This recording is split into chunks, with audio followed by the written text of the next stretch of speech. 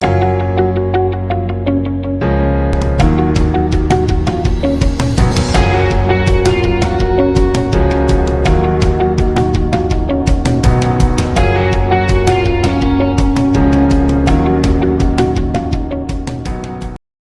वालेकुम, my name is Fazal Wahab, you are watching my YouTube channel. हम आज की वीडियो क्लास में हम प्रेशर को पढ़ते हैं।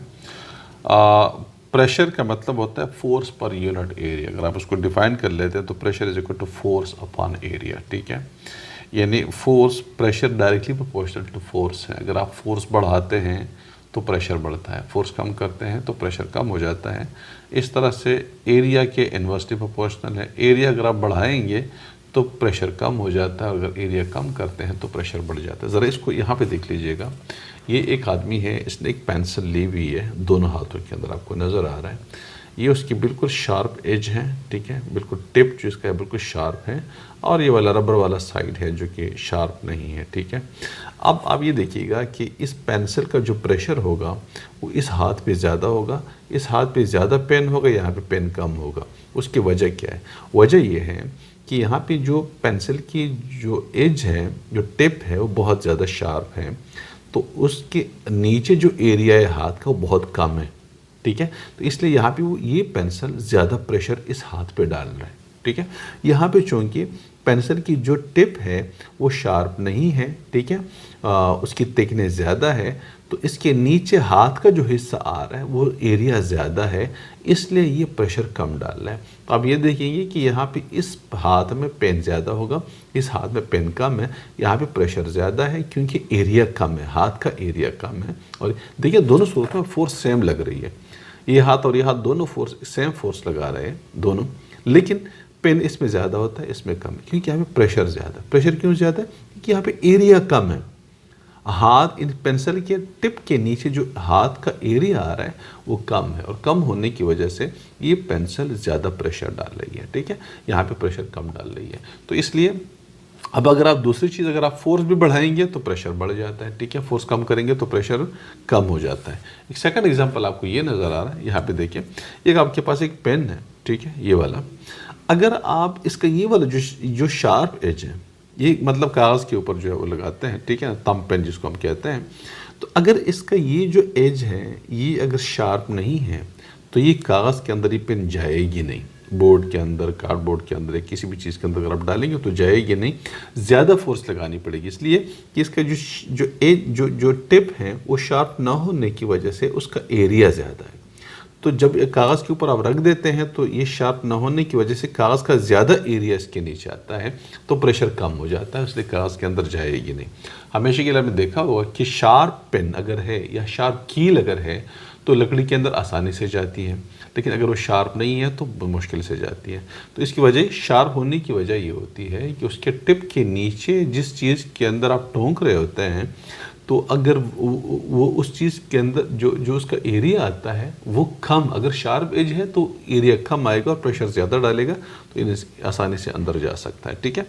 तो ये कुछ एग्जांपल्स हैं। अब उसकी डेफिनेशन अगर आप उसको कर लेते हैं तो उसकी डेफिनेशन हमारे पास ये वाली, उसकी यानी जो मैथमेटिकल एक्सप्रेशन है, the force acting normally per unit area on the surface of a body is called pressure है, ठीक है।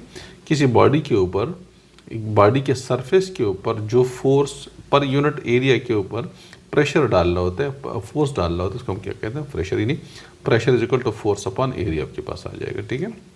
ये बॉडी में सके भी कागज़ है और इसके ऊपर आप कोई बॉडी जो है यू पुश कर देते हैं इस तरीके से, ठीक है। तो जब आप पुश करते हैं तो ये उसके अंदर असल में इसके कागज़ के ऊपर ये पेंसिल अब प्रेशर डाल रही है, ठीक है। तो the force acting normally per unit, normally बिल्कुल वर्टिकली, ठीक है, ये नहीं, इसकी बात नहीं हो रही, बिल्कुल नॉर्मली इस तरीके से, ठीक है। तो ये जो फोर्स लगा रही होती है किसी बॉडी के सरफेस के ऊपर, इसको हम क्या कहते हैं? प्रेशर कहते हैं। Pressure is equal to force upon area. Force के लिए जो यूनिट है वो न्यूटन है और एरिया के लिए मीटर स्क्वायर है, तो ये Newton per metre square pressure का यूनिट आपके पास आता है, न्यूटन पर मीटर स्क्वायर। इस तरह से उसका एक यूनिट होता है एटमॉस्फेयर के अंदर, एक यूनिट एटमॉस्फेयर कहलाता है, 1 एटमॉस्फेयर इज अ यूनिट है, और सेकंड हमारे पास उसका पास्कल भी एक यूनिट है, ठीक है। तो इनका आपस में एक रिलेशनशिप है जो कि आगे जाके हम उसको डिस्कस करेंगे, ठीक है। तो ये हम कहते हैं कि हाउ टू कैलकुलेट प्रेशर है। तो कैलकुलेट प्रेशर हम किस तरह से, आपके पास फोर्स आनी चाहिए, आपके पास एरिया आना चाहिए।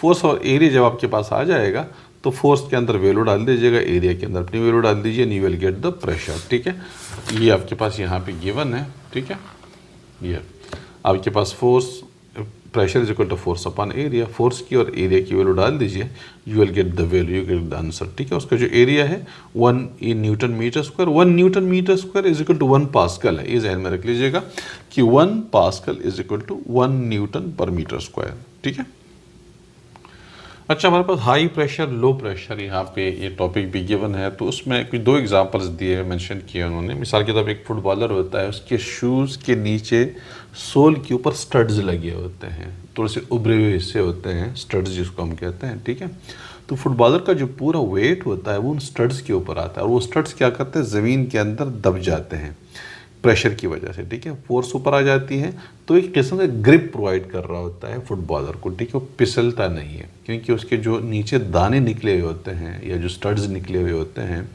वो ज़मीन के अंदर प्रेशर होने की वजह से ज़मीन के अंदर चले जाते हैं। ज़ाहिर इसकी लंबाई इतनी ज़्यादा नहीं होती, लेकिन वो एक ग्रिप प्रोवाइड कर देता है। फुटबॉलर जो है वो फिसलता नहीं है उसके अंदर। ठीक है, तो प्रेशर होने की वजह से ज़्यादा प्रेशर, उन स्टड्स की वजह से ज़्यादा प्रेशर प्रोड्यूस होता है, जो कि वो ज़मीन के ऊपर अप्लाई कर रहा होता है, और वो ज़मीन के अंदर धंस जाते हैं, जिसकी वजह से फुटबॉलर फिसलता नहीं है। अगर कोई स्मूथ अर्थ है, स्मूथ सरफेस है, तो उसके ऊपर फिसलता नहीं है। ठीक है, सेकंड एग्जांपल ये दिया हुआ है, जो स्केट्स होते हैं, स्केट्स के अंदर नीचे ब्लेड्स लगे होते हैं। ठीक है, वो ब्लेड्स क्या करते हैं कि वो चूँकि ऊपर उसके ऊपर एक जो वज़न होता है, उसकी वजह से वो ब्लेड्स उस आइस के अंदर दब जाते हैं। ठीक है, उसके ऊपर प्रेशर अप्लाई करते हैं, और दबने की वजह से जो आइस है वो मेल्ट हो जाता है। ठीक है, वो जो मेल्ट हो जाता है तो वो एक किस्म का इस आइस के सरफेस और उस स्केट्स के दरमियान में लुब्रिकेंट के तौर पे वो जो लिक्विड बनता है ना, जो आइस मेल्ट हो जाता है और उससे जो पानी बनता है, लिक्विड बनता है, वो लिक्विड इस आइस और स्केट्स के दरमियान लुब्रिकेंट के तौर पे काम कर रहा होता है, और इस तरह से वो आसानी से मूव कर रहा होता है। ठीक है, उसके लिए फ्रिक्शनल फोर्स बहुत ज़्यादा कम हो जाती है। ठीक है, तो भी हाई प्रेशर की वजह से क्या होता है कि वो ब्लेड्स जो बर्फ़ होता है, आइस होता है, उसके अंदर मतलब थोड़ा सा दब जाता है, उसके ऊपर हाई प्रेशर की वजह से उस आइस के अंदर चले जाते हैं, और इस तरह से वो आइस जो है वो मेल्ट हो जाता है, और मेल्ट होने की वजह से वो जो पानी होता है वो as a lubricant between the surface of the ice और जो स्केट्स हैं उसके दरमियान लुब्रिकेंट के तौर पे काम कर रहा होता है। इस तरह से वो बग़ैर कम जो उसके अंदर जो फ्रिक्शनल फोर्स होती है वो कम हो जाती है, और आसानी से स्केटिंग कर सकता है। ठीक है, तो ये हमारे पास हाई और लो प्रेशर के कुछ 2 एग्जांपल्स गिवन होते हैं।